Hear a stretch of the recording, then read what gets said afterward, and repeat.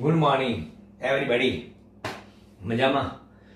ચલો ટાઈમ બગાડ્યા વગર પ્રકરણ નંબર 6 એટલે કે વિદ્યુત ચુંબકીય પ્રેરણ ઇલેક્ટ્રોમેગ્નેટિક ઇન્ડક્શન ની આપણે ચર્ચા કરીશું. આપણે પ્રકરણ નંબર 1 અને પ્રકરણ નંબર 2 એ સ્થિત વિદ્યુતના હતા. પ્રકરણ નંબર 3 એ પ્રવાહ વિદ્યુત એટલે કે કરંટ ઇલેક્ટ્રિસિટીનું હતું. પછી કરંટ ઇલેક્ટ્રિસિટી પછી કન્ટિન્યુટી માટે આપણે પ્રકરણ નંબર 4 અને પ્રકરણ નંબર 5 પર આપણે ગયા હતા. એમાં તમે જોયું કે કોઈ પણ ગતિમાન વિદ્યુત ભારો એટલે કે પ્રવાહ એ આપણને શું આપે છે? એની આસપાસના વિસ્તારમાં ચુંબકીય ક્ષેત્ર આપે છે. તો પછી આ પ્રકરણ એવું કહે છે કે જો ચુંબકીય ક્ષેત્રમાં ફેરફાર કરીએ તો આપણને પ્રવાહ પણ મળી શકે. જે રીતે આપણે ઇલેક્ટ્રિસિટી એ મેગ્નેટિઝમ આપે છે એમ મેગ્નેટિઝમ પણ આપણને ઇલેક્ટ્રિસિટી આપી શકે. ટૂંકમાં વિદ્યુત ચુંબકીય પ્રેરણાનો અર્થ જ એ થાય કે આપણને વિદ્યુત મળવાનું છે, પણ કોની પ્રેરણાથી મળવાનું છે? કોની પ્રેરણા એટલે કે ઇન્ડક્શન, તો કે મેગ્નેટિક ઇન્ડક્શનથી. મેગ્નેટિક ઇન્ડક્શનથી આપણને ઇલેક્ટ્રિસિટી મળવાની છે. પણ એ માટે માઇકલ ફેરેડે અને હેનરી નામના વૈજ્ઞાનિકે ચોખ્ખું કીધું હતું કે ચુંબકીય ક્ષેત્ર રેખાઓની સંખ્યા એટલે કે ચુંબકીય ફ્લક્સ, ચુંબકીય ક્ષેત્ર રેખાની સંખ્યા એટલે કે ચુંબકીય ફ્લક્સમાં જો ચુંબકીય ફ્લક્સમાં તમે ફેરફાર કરવામાં આવે એટલે કે ચેન્જ કરો, કાં તો ફ્લક્સને વધારો કાં તો ફ્લક્સને ઘટાડો. ફ્લક્સમાં વધારો કરવામાં આવે, ફ્લક્સમાં ઘટાડો કરવામાં આવે, અર્થાત ચુંબકીય ક્ષેત્ર રેખાની સંખ્યામાં વધારો કરવામાં આવે કે ક્ષેત્ર રેખાની સંખ્યામાં ઘટાડો કરવામાં આવે તો વિદ્યુત ચાલક બળ ઉદ્ભવે છે, એવું એમનું માનવું હતું. અને આ ઉદ્ભવતા વિદ્યુત ચાલક બળને એ લોકોએ શું નામ પાડ્યું હશે? તો કે વિદ્યુત ચાલક બળ. પણ કયું? પ્રેરિત વિદ્યુત ચાલક બળ, કે પ્રેરણાથી મળ્યું છે એ પ્રેરિત વિચાલક બળ. અને પ્રેરિત વિચાલક બળના કારણે મળતો પ્રવાહને કહેવાય પ્રેરિત પ્રવાહ, જેને કહેવાય ઇન્ડ્યુસ્ડ કરંટ. અને પેલું ઇન્ડ્યુસ્ડ EMF ઇલેક્ટ્રોમોટિવ ફોર્સ પણ કેવો? Induced electromotive force. કેમ? તો કે ફ્લક્સમાં ફેરફાર કરીને.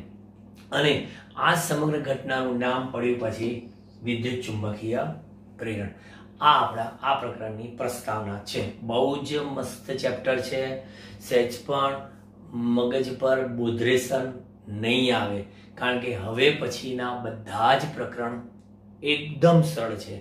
જે વિદ્યાર્થી પ્રકરણ નંબર 1, પ્રકરણ નંબર 2, પ્રકરણ નંબર 3, પ્રકરણ નંબર 4, બસ આ 4 પ્રકરણ જો વ્યવસ્થિત તૈયાર કરી નાખે ને તો પછીના ફિઝિક્સના એકે પ્રકરણમાં કોઈ જ ટેન્શન નથી. કંઈ સારું લગાડવા નહીં કહેતો.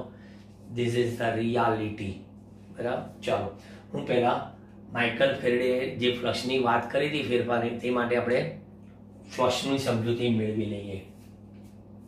એટલે આપણો પહેલો ક્વેશ્ચન હશે શું? તો કે પહેલો ક્વેશ્ચન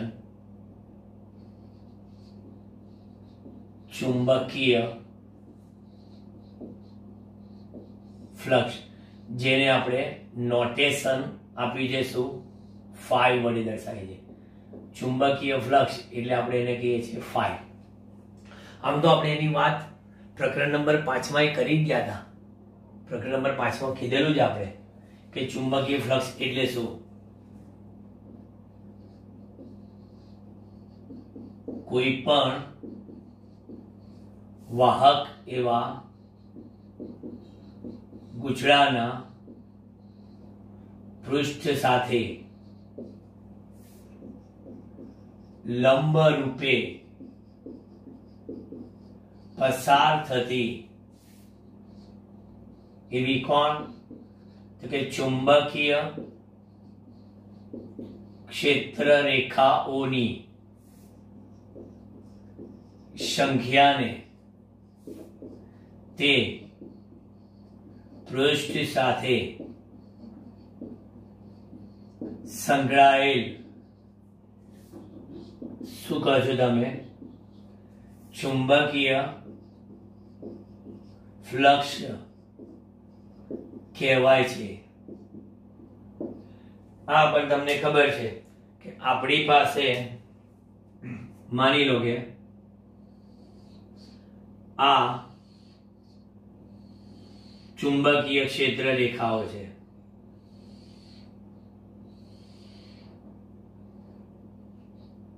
આ ચુંબકીય ક્ષેત્ર રેખાઓ, ચુંબકીય ક્ષેત્ર. હવે એમાં મારી પાસે આ છે એક સમતલ એટલે વાહક પૃષ્ઠ. હવે આ વાહક પૃષ્ઠમાં લંબરૂપે પસાર થતી ક્ષેત્ર રેખાઓની સંખ્યા આપણે શું કહેવાશે? ફ્લક્સ કહેવાશે.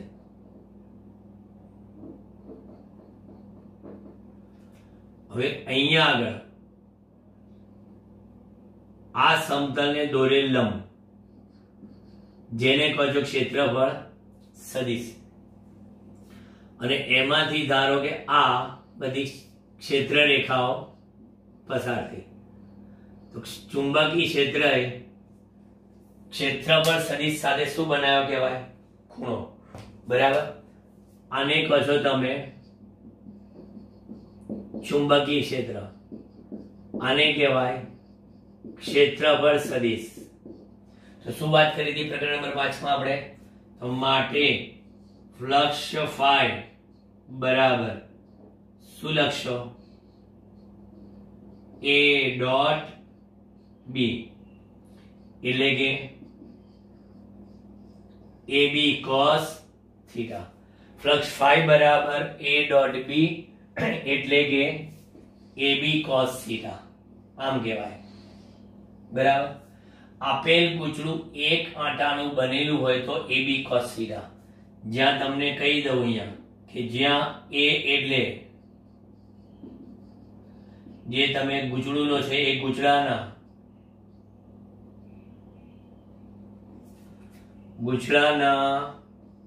પૃષ્ઠનો ક્ષેત્રફળ, B બરાબર ચુંબકીય ક્ષેત્ર કૌંસમાં એકમે લખતો જો ટેસ્લા, એકમ મીટર સ્ક્વેર. તો માટે ચુંબકીય ફ્લક્સ ફાઈ નો એકમ શું થાય? ટેસ્લા ઇન્ટુ મીટર સ્ક્વેર, અથવા તો આપણે એને લઈએ છીએ એકમ કયો? વેબર. એનો એકમ આપણે વેબર લીધો. વેબર એ SI એકમ છે. બરાબર. અને યાદ રાખજો કે 1 વેબર બરાબર 10⁸ મેક્સવેલ છે, CGS સંબંધ. 1 વેબર બરાબર 10⁸ મેક્સવેલ. આ પાઠ્યપુસ્તકમાં નથી આપ્યું, જસ્ટ ફોર યોર નોલેજ. બરાબર. और ટેસ્લા ઇન્ટુ મીટર સ્ક્વેર હોય, અથવા તો ટેસ્લા બરાબર આપણે શું લખીએ? Newton upon ampere metre. और न्यूटन अपॉन एम्पियर मीटर अब काम કરી લો. ન્યૂટન अपॉन एम्पियर मीटर અને metre square. Joule upon ampere કહી શકાય આનો એકમ. જે A inverse joule upon ampere. જો ભૂલથી પાછળ ના મળે એટલે ક્ષેત્રફળ ના, જૂલ अपॉन एम्पियर. હવે એનું પારિમાણિક સૂત્ર જોવા જઈએ, લખી દઉં પારિમાણિક સૂત્ર. m1 L2 T-2 જૂલનું લખ્યું, A-1. આ ચુંબકીય ફ્લક્સની વાત થઈ ગઈ. હવે આપણે વાત કરીએ આ એક આંટા વાળું છે. આપણી આગળ ગૂંચળાઓના આંટા છે કે તમને ખબર છે કે જનરેટર હોય બરાબર, તો એમાં આ રીતે વિટાળેલ ગૂંચળું હોય, એક આંટો ના હોય જનરેટરમાં. આર્મેચરનું જે વાઇન્ડિંગ કર્યું હોય એ ઘણા બધા આંટાઓનું હોય. તો ઘણા બધા આંટાનું હોય તો ફ્લક્સ જે છે એ n ગણું થઈ જાય. એક આંટા સાથે ફ્લક્સ ફાઈ હોય બરાબર. આપણે એ કહીએ છીએ જો એક આંટાવાળા ગૂંચળા સાથે સંકળાયેલ ચુંબકીય ફ્લક્સ ફાઈ હોય તો એક આંટાવાળા ગુચડા સાથે સંકળાયેલ ચુંબકીય પ્લસ 5 હોય તો n આંટાવાળા ગુચડા સાથે સંકળાયેલ કુલ ચુંબકીય ફ્લક્સ, જેને આગળ જતા તમે કહેશો ફ્લક્સ લિંકેજ, લીકેજ નહીં, લિંક એટલે જોડાણ, n આંટાવાળા ગુચડા સાથે સંકળાયેલ કુલ ચુંબકીય ફ્લક્સ જેને ફ્લક્સ લિંકેજ કહેવાય. અને એ ફ્લક્સ લિંકેજ phi બરાબર શું લખાય? n phi થાય. આ ટોટલ ફ્લક્સ માટે બતાવ્યું મેં, બરાબર? આ ટોટલ ફ્લક્સ માટે. અને એને તમે શેના વડે ગુણી નાખ્યું? n વડે, બરાબર? તો આપણી પાસે આ ટોટલ ફ્લક્સ phi બરાબર n a b cos θ. વાહ! એક n આંટાવાળા ગુચડા સાથે સંકળાયેલ, આપણે નહીં કહેતા ab cos θ, n આંટાવાળા કે nab cos θ, મને બી તને બી એમ nab cos θ, બરાબર? phi બરાબર nab cos θ. હવે phi બરાબર nab cos θ માં હવે ફરી પાછા માઇકલ ફેરેડે અને હેનરીને પાછા યાદ કરીએ. એ લોકો શું કહેતા હતા સાહેબ? એ લોકો એવું કંઈક કહેતા હતા કે જ્યારે ગુચડા સાથે સંકળાયેલા ચુંબકીય ફ્લક્સમાં ફેરફાર કરવામાં આવે ત્યારે તેમાં વિદ્યુતચાલક બળ ઉદ્ભવે છે. ઉદ્ભવતા આ વિદ્યુતચાલક બળને પ્રેરિત વિચાલક બળ કહે છે. મળતા પ્રવાહને પ્રેરિત પ્રવાહ કહે છે. અને આ સમગ્ર ઘટનાને વિદ્યુત ચુંબકીય પ્રેરણ કહે છે. એવું માઇકલ ફેરેડે હેનરી આપને કહે છે. ઓકે, તો પછી આમાં ફેરફાર કરવો હોય તો કેટલી રીતે થાય? બરાબર? કાં તો આંટા બદલાય, કાં તો ક્ષેત્રફળ બદલાય, ગુચડાનું ક્ષેત્રફળ નાનું મોટું એ બદલાય, કાં તો ચુંબકીય ક્ષેત્રમાં ફેરફાર કરો એ બદલાય,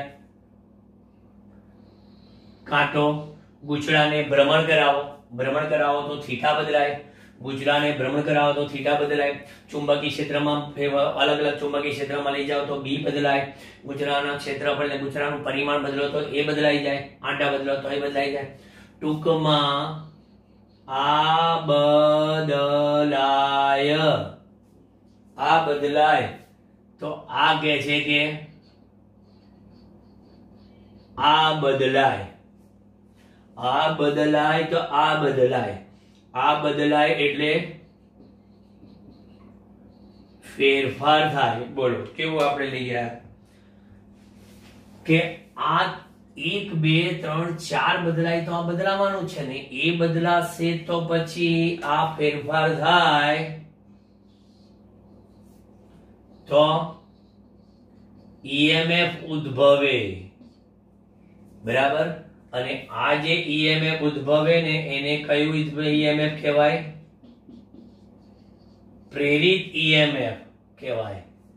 અને આ ઘટના શું કહેવાય તો કે વિદ્યુત ચુંબકીય પ્રેરણ. એટલે ટૂંકમાં આ ફ્લક્સનો કોન્સેપ્ટ આપણા મગજમાં જે 5મા પાઠમાં આપેલો, એટલે મેં આખું ફ્લક્સનું પેલું લાવ્યો નથી કે પહેલા એક નાના આડછેદ સાથેનું ફ્લક્સ, પછી સમગ્ર પૃષ્ઠ પરનો મેં પૃષ્ઠ સંકલન કાં તો સિગ્મા લીધું, એવું નથી કર્યું. સીધું જ આપણે જાણીએ છીએ એમ કરીને ચાલે. પણ n આંટા માટેની આ વસ્તુ બહુ જ ઇમ્પોર્ટન્ટ છે. એટલે આ તમારે ખાસમ ખાસ યાદ રાખો, રખીને ભૂલતા.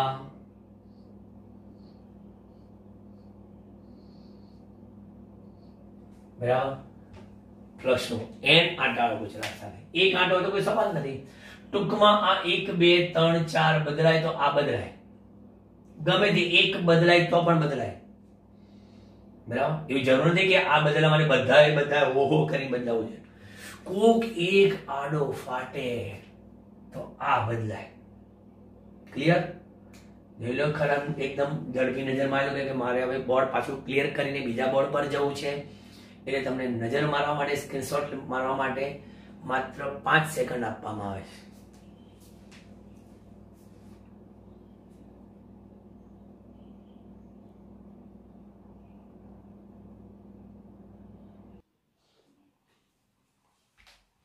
ચલો, માઇકલ ફેરેડે અને હેનરીના પ્રયોગો. આમણે જુદી જુદી રીતે ફ્લક્સના ફેરફાર મેળવીને આ પ્રયોગો કર્યા હતા. એમાં એમનો જે પહેલો પ્રયોગ હતો, બરાબર, એક અલગ કરેલું વાહક, એ લોકોએ શું લીધેલું? ગૂંચળું લીધેલું. અલગ કરેલું વાહક ગૂંચળું. હવે એક અલગ કરેલું વાહક ગૂંચળું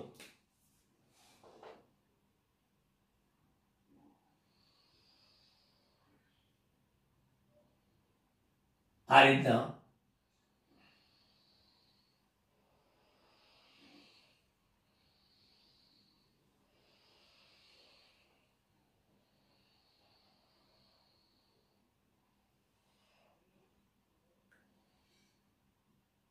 અલગ કરેલું વાહક ગૂંચળું,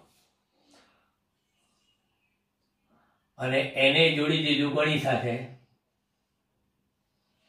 એક ગેલ્વેનોમીટર સાથે. કેમ? કારણ કે ગેલ્વેનોમીટર સાથે એટલા માટે જોડવું પડે કે જો ફેરેડે હેનરી સાચા હોય તો ફ્લક્સમાં ફેરફાર થવાથી આમાં પ્રવાહ પસાર થાય, અને પ્રવાહ પસાર થાય એટલે શું બતાવે? ગેલ્વેનોમીટર આવર્તન બતાવે. બસ મારે તો એ જોઈતું હતું. અને બાજુમાં મૂકી દીધો એક ગજ્યો ચુંબક, જેનો આ નોર્થ અને સાઉથ છે.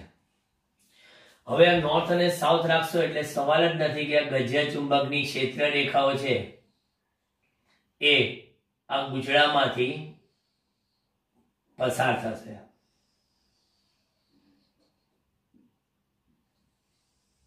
આ રીતના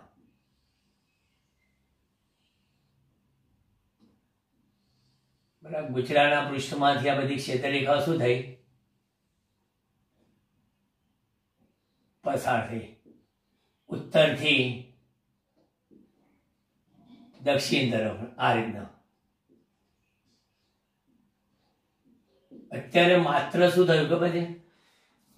ગજ્યો લઈને તમે ખાલી ઊભા રહી ગયા છો. તમને કહી દઉં, ગજ્યો ચુંબક લઈને તમે માત્ર ઊભા રહી ગયા છો.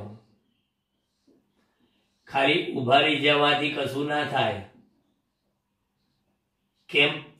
ખાલી તમે ઊભા રહી ગયા તો ગજ્યા ચુંબકનો ચુંબકીય ફ્લક્સ માત્ર ગૂંચળા સાથે સંકળાયું.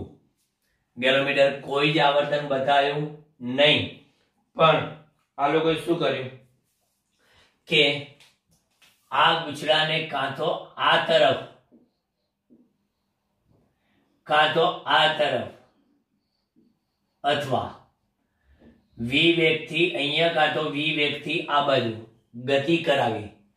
એટલે જેવી ગતિ કરાવી એટલે તરત જ શું થયું? ફ્લક્સમાં ફેરફાર થયો. ફ્લક્સમાં ફેરફાર થયો એટલે ગેલ્વેનોમીટરે આવર્તન બતાવ્યું. ગેલ્વેનોમીટરે આવર્તન બતાવ્યું. હવે હું તમને એ પણ કહી દઉં, જો માની લો કે આ બાજુની જે ગતિ છે ને એને હું બ્લુ પેનથી બતાવું છું. જો એ વી વેગથી.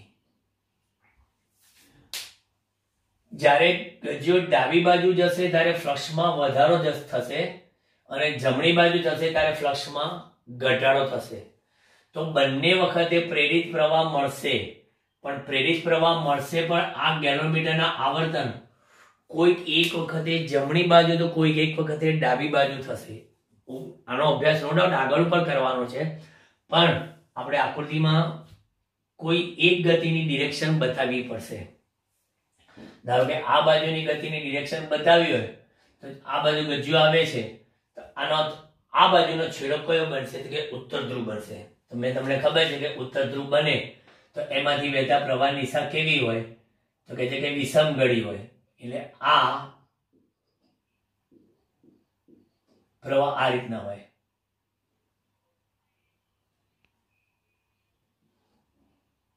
આ રીતના, બરાબર. વિષમગળી હોય, પણ જો આમ જતું હોય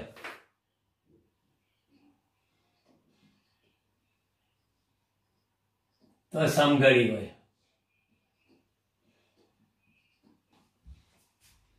હવે એનું અત્યારે ટેન્શન ના લેતા, મેં કેમ બતાવ્યું એ આપણને લેન્સ નામનો વૈજ્ઞાનિક સમજાવવાનો છે. અત્યારે તો ખાલી આકૃતિમાં તમે ધારો કે અહીંયા આગળ વી વ્યક્તિ બતાવો ને તો અહીંયા પ્રવાહની ડિરેક્શન તમારે કમ્પલસરી એ રીતે બતાવવી જ પડશે, બરાબર? નહીં તો ખોટા.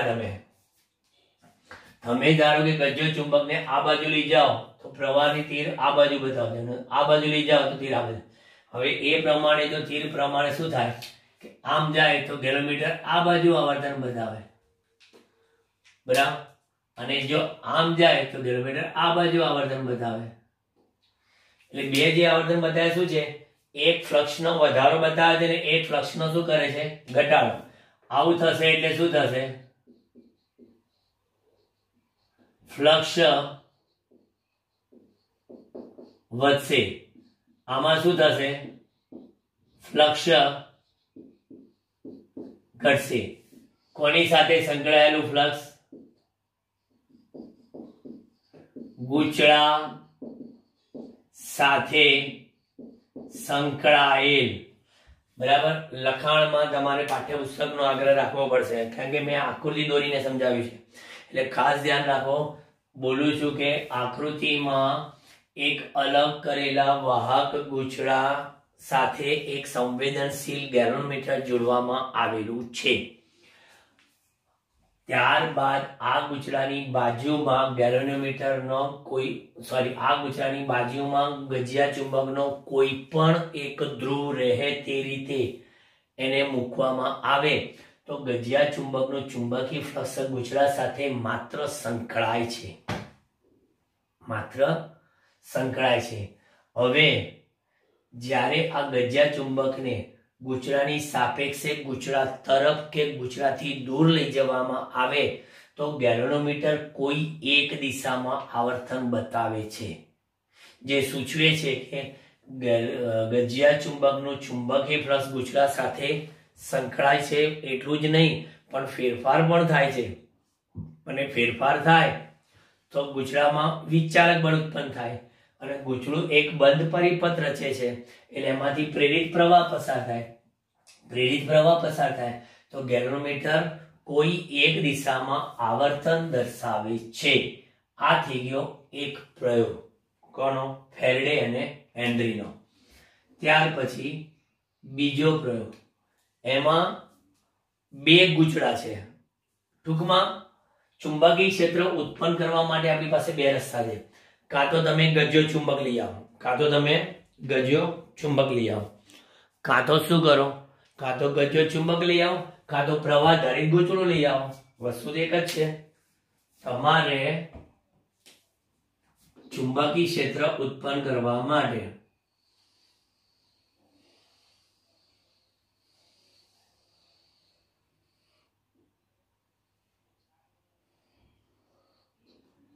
આ લઈ આવું, બરાબર? અને અહીંયા બાજુમાં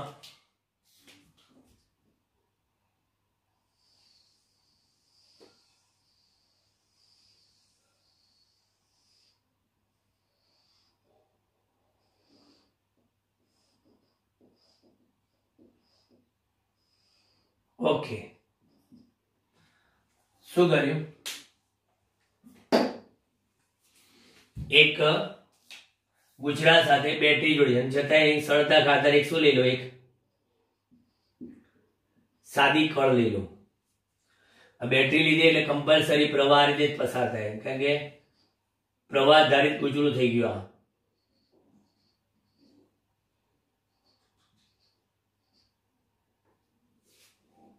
જોઈ લો, આખું પ્રવાહ ધારિત ગૂંચળું.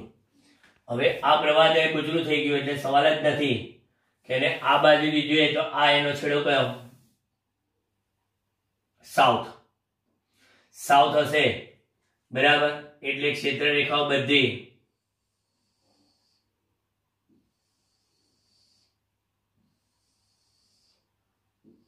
બાજુના ગુચડાને એનો લાભ મળશે.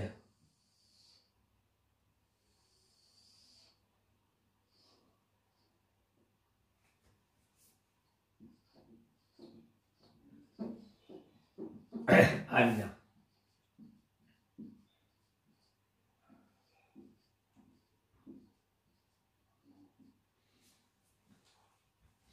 ગેલોમીટર કોઈ એક દિશામાં શું બતાવશે? આવર્તન બતાવશે. બરાબર, ગેલોમીટર કોઈ એક દિશામાં આવર્તન બતાવશે. હવે આની પ્રવાહની દિશા કઈ હશે તમને એ પણ કીધું. કોઈ એક બાજુની દિશા બતાવી દઈએ. જો આમ બતાવી દીધી ને, એટલે આમ.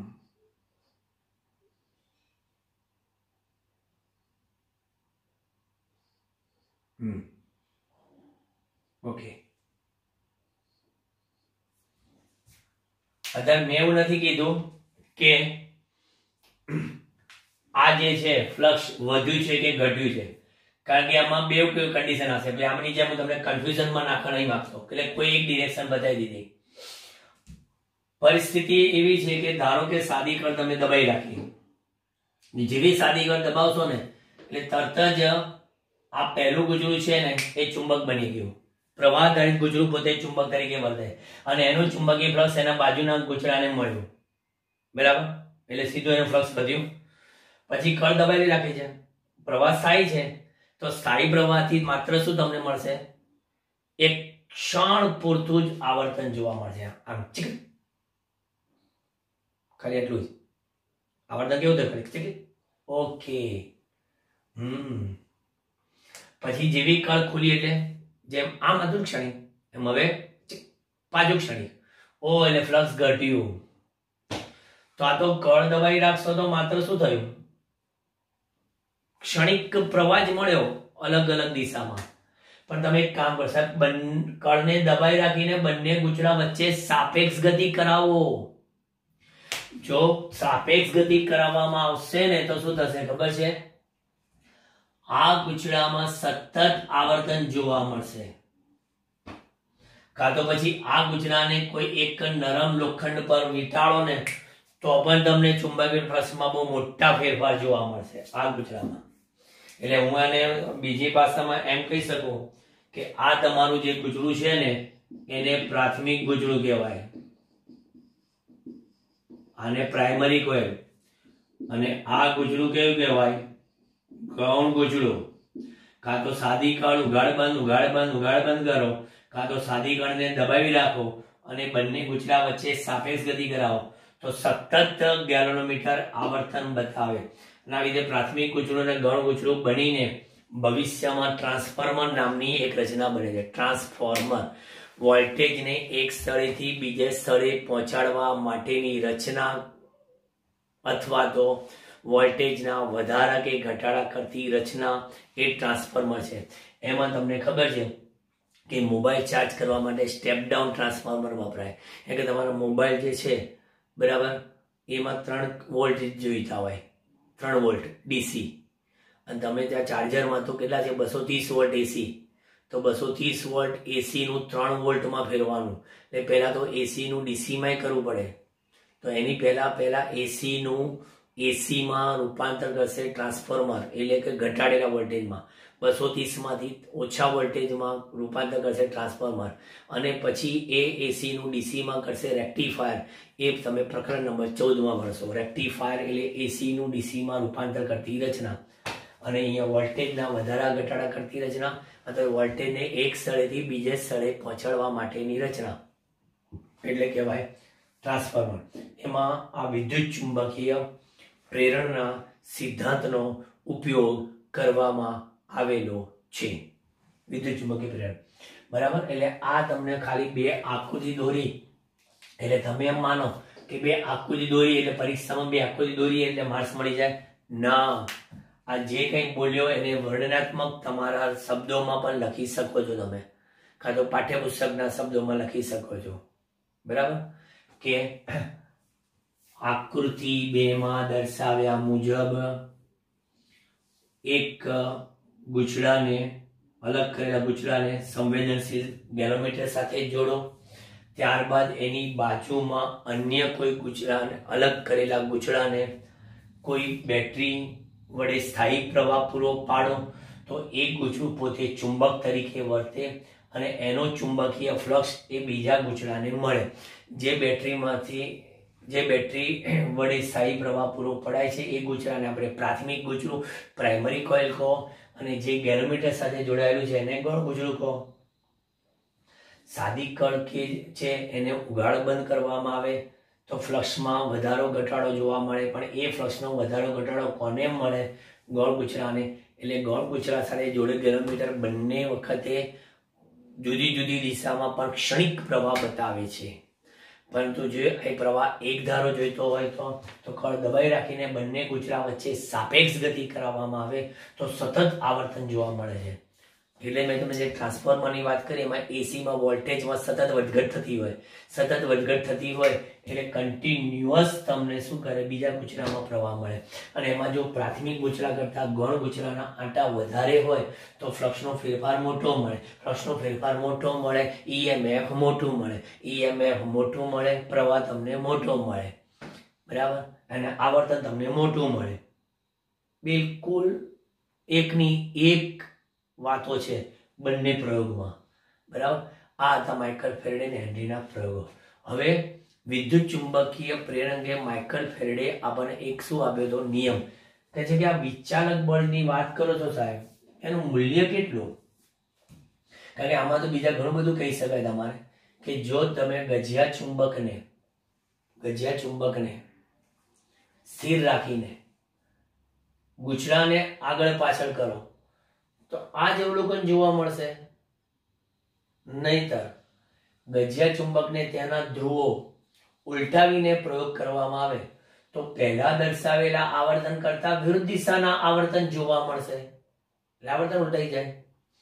ગૂંચળામાંથી વહેતો પ્રવાહ જો સમઘડીની જગ્યા પર વિષમઘડીને વિષમઘડીની જગ્યા પર સમઘડી કરીએ તો બાજુના ગૌણ ગૂંચળામાંથી વહેતા પ્રવાહમાં પણ ફેરફાર થાય.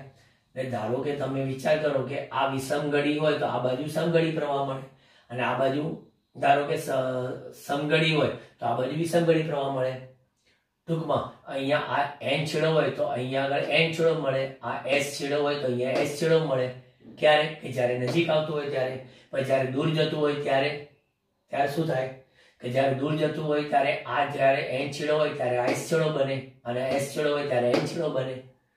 ટૂંકમાં એ તમે આગળ જતા લેન્ઝના પ્રયોગમાં સમજશો કે જે કઈ ગૂંચળામાં ઈએમએફ કે પ્રવાહ મળે છે તે તેના ઉત્પન્ન કરનારનો વિરોધ કરે એ પ્રકારે મળે છે. એ હું તમને લેન્ઝના પ્રયોગમાંથી સમજાવીશ. એટલે એ પ્રમાણે મેં આ ડિરેક્શન બતાવી છે. પછી તમને આકૃતિનો વિડીયો ફરી પાછો જોજો લેન્ઝનો નિયમ સમજાવ્યા પછી, એટલે તમને ખબર પડશે કે વાહ, બરાબર સાહેબ, તમે બિલકુલ સાચા. તમે આ જે બતાવ્યું છે એ મુજબ આ સાચા છે. તમે જે આ બતાવ્યું છે એ મુજબ આ સાચું છે, આ બતાવ્યું છે મુજબ તમે સાચા છે. પછી તમે ચેક કરજો હજી બીજી વાર. ઓકે, હવે પ્રશ્ન છે આપણો,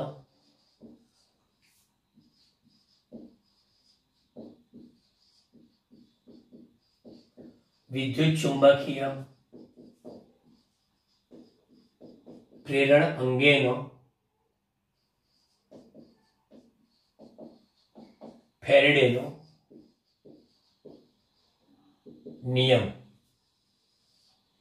બહુ જ ઈઝી છે અને મોસ્ટ આઈએમપી છે, અને દાખલા માટે ખાસ આઈએમપી.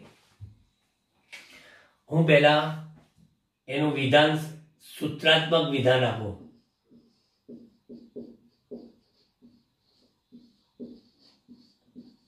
સૂત્રાત્મક રજૂઆત સૌથી પહેલા હું કરું. પરિપથમાં ઉદ્ભવતું પ્રેરિત વિચાલક બળ એટલે કે ઈ, પરિપથમાં ઉદ્ભવતું પ્રેરિત વિચાલક બળ તે પરિપથ સાથે સંકળાયેલા ચુંબકીય ફ્લક્સના ફેરફારના સમય દરના ઋણ મૂલ્ય બરોબર હોય છે. અહીંયા આગળ આ સૂત્ર થઈ ગયું, જ્યાં અહીંયા ઋણ નિશાની એ લેન્ઝના નિયમની હાજરી સૂચવે છે. મેં હમણાં ના વાત કરી લેઝનો નિયમ કે જે કઈ તમને ઈએમએફ મળે છે ને અહીંયા આગળ કે પ્રવાહ તે ઉત્પન્ન કરનારનો વિરોધ કરે એ પ્રકારનું હોય છે. ઉત્પન્ન કરનારનો વિરોધ કરે તે પ્રકારનું હોય. એટલે મેં ના કીધું આ નોર્થ હોય તો આ નોર્થ હોય તો જ આ નોર્થ નોર્થ વચ્ચે અપાકર્ષણ એટલે ધક્કો મારે. પછી દૂર જતું હોય ત્યારે નોર્થ હોય તો આ સાઉથ હોય એને ખેંચે પણ આને દૂર લઈ જાય. પછી આ વિષમગળી હોય સોરી આ સમગળી હોય તો આ વિષમગળીમાં પ્રવાહ વળે. એટલે ટૂંકમાં ધ્રુવો કેવા અલગ અલગ પ્રકારના. એટલે ચુંબકીય ક્ષેત્ર એવું હોય કે જે ઉત્પન્ન કરનાર કારણનો વિરોધ કરે તેવું હોય. રૂની સાઈન લેઝના નિયમની હાજરી સૂચવે છે. બરાબર. આની પછી જો ઈએમએફ નો એકમ શું થાય? વેબર પ્રતિ સેકન્ડ. બોર્ડમાં એકવાર પૂછાઈ ગયેલો કે ઈએમએફ નો એકમ નીચેનામાંથી કયો? તો પહેલો લખેલો વોલ્ટ ઇન્ટુ સેકન્ડ, બીજો લખેલો વેબર ઇન્ટુ સેકન્ડ, ત્રીજો લખેલો વેબર ભાગ્યા સેકન્ડ. બરાબર. અને ચોથો લખેલો આમાંથી કે નહીં, મોટા ભાગના લખીએ આમાંથી કે નહીં, કારણ વેબર અપોન સેકન્ડ થાય. ઈ બરાબર minus delta phi by delta T. બરાબર. પણ આ ઈએમએફ એ કયું કહેવાય ખબર તમને? સરેરાશ કહેવાય. એકચ્યુઅલી આ ઈએમએફ સરેરાશ ઈએમએફ કહેવાય. એટલે હું અહીં લખી આપું શબ્દોમાં, પરિપથમાં ઉદ્ભવતું સરેરાશ પ્રેરિત ઈએમએફ તે પરિપથ સાથે સંકળાયેલ ચુંબકીય ફ્લક્સના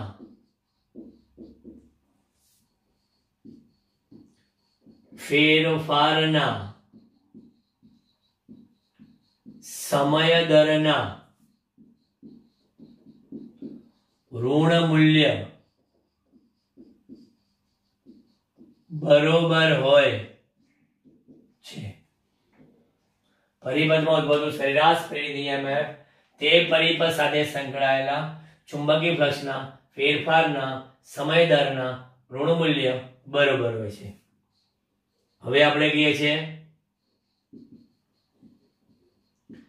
તે સમયે પ્રેરિત ઈએમએફ ઈ બરાબર લિમિટ ઓફ કે જે ડેલ્ટા ટેન્ડ્સ ટુ 0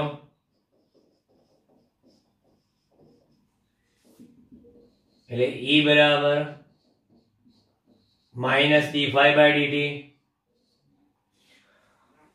હવે કે છે જો ગૂંચળું n આટાનું બનેલું હોય, આ પણ યાદ રાખજો, જો ગૂંચળું n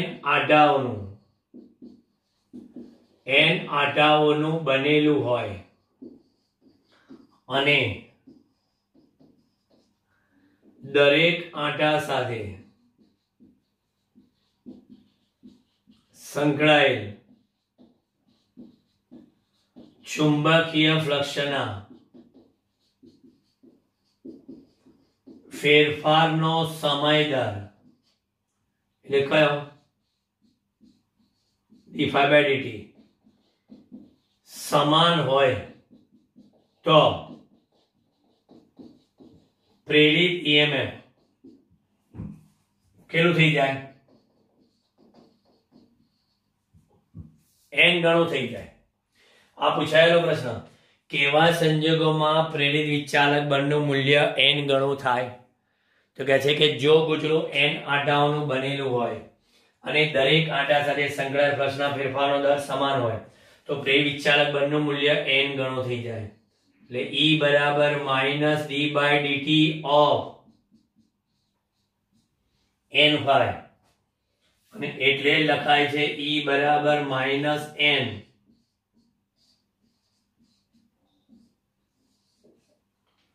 બરાબર. આ n ફાઈ એટલે કુલ ચુંબકીય ફ્લક્સ, જેને આપણે ફ્લક્સ લિંકેજ કીધેલું.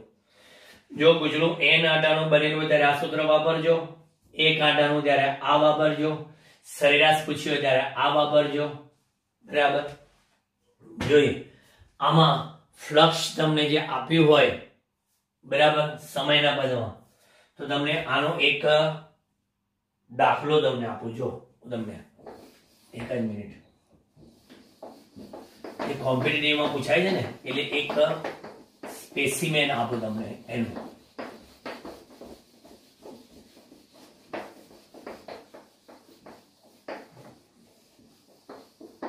સરેરાશ ઈએમએફ શોધવું હોય તો શોધી શકાય તમારે.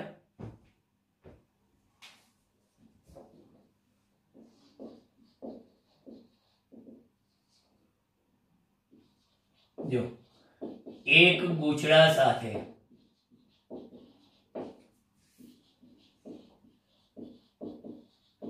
સંકળાયેલ ચુંબકીય ફ્લક્સને फाई बराबर 3d cube plus 4d square minus 2t plus 5 weber वडे दर्शावाय छे. फ्लक्स નું એક આખું ઇક્વેશન આપી દીધું. તો નંબર 1 T बराबर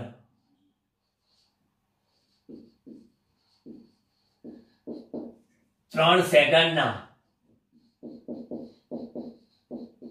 ગાળામાં અને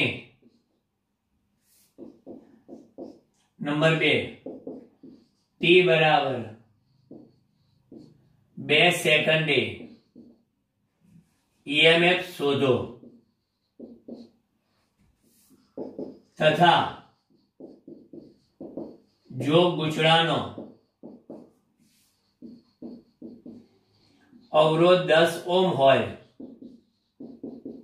तो प्रेरित प्रवाह पर शोधो. बोलो विचारो तमे, पछी हूँ गणुं.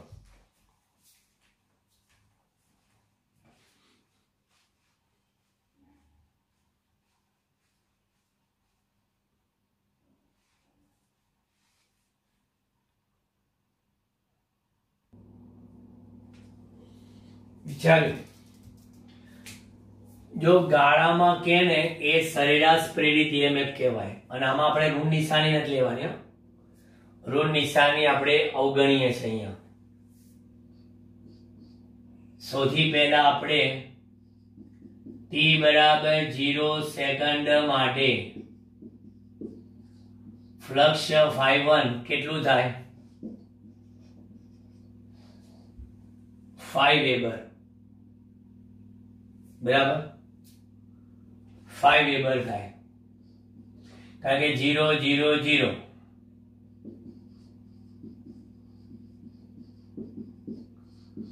माटे phi2 बराबर 3 तारी 9 तारी 27 9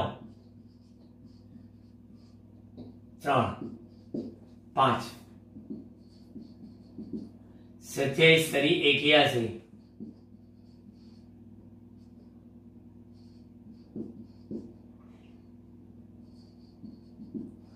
बोलो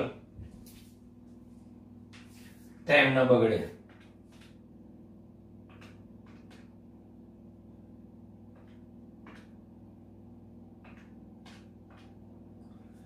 एक 116 आवे छे.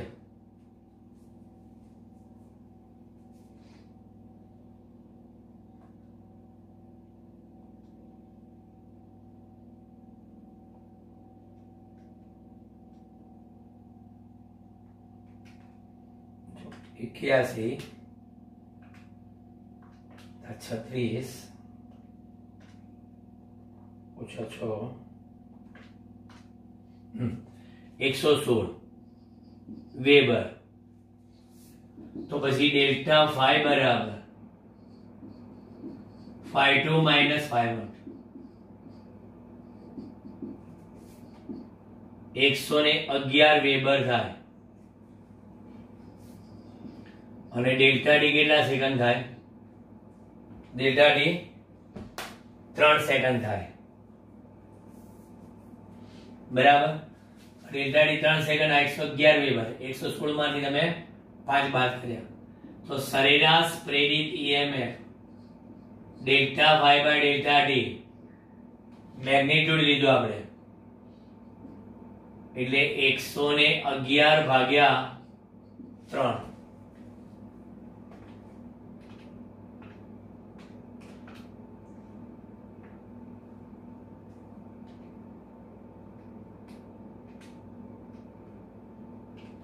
સીધો જો ભાગાકાર 37 વોલ્ટ, બરાબર. 37 વોલ્ટ આવ્યો.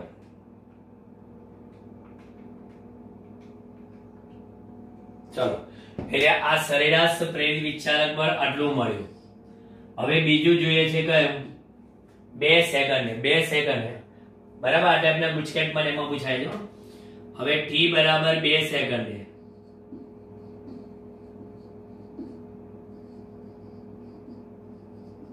E બરાબર d5 બાય dt, એટલે તંતરીને 9t² વત્તા 8t માઇનસ 2, 9 ગુણ્યા 4, 2 સેકન્ડ છે.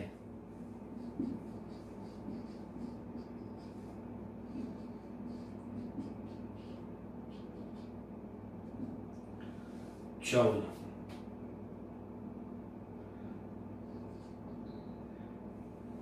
છત્રીસ ને 14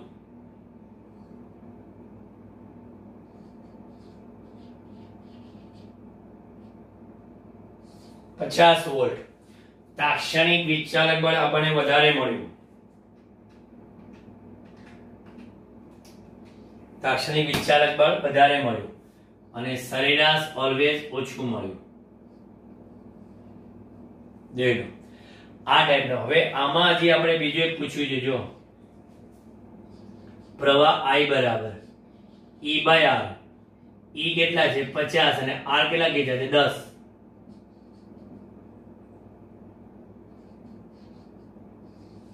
પાંચ એમ્પિયર નો પ્રવાહ, પ્રેરિત પ્રવાહ 5 એમ્પિયર નો મળે. જે આ ટાઈપના ગુજકેટમાં ઘણી વાર પૂછાઈ ગયેલા છે MCQ. બરાબર, એવું નથી ગુજકેટમાં એમાંય પૂછાયેલા છે. જોઈ લો.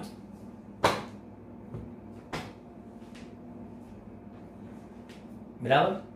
એટલે લેન્ઝનો નિયમ એ આપણે નેક્સ્ટ લેક્ચરમાં લઈએ. લેન્ઝનો નિયમ લઈશું, પછી ગતિકીય EMF લઈશું, બરાબર, અને ઉર્જાઓની સમજૂતી લઈશું. બધું નેક્સ્ટ લેક્ચરમાં. એ બીજા ભાગમાં આપણે 50% ઉપર પાઠ પતી જશે.